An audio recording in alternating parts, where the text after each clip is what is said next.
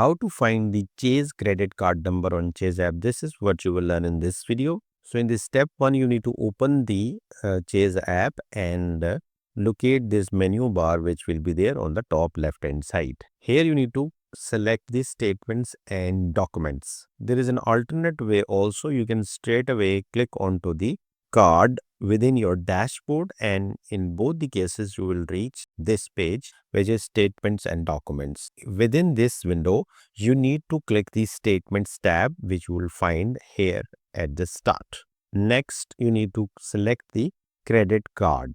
On the next screen you will be shown your account statements in PDF format. You can click here on to the latest statement that you have received. So once the PDF statement is loaded, you will see the account summary bar, and on that you will find out the account number which will be 16 digits, and that's it.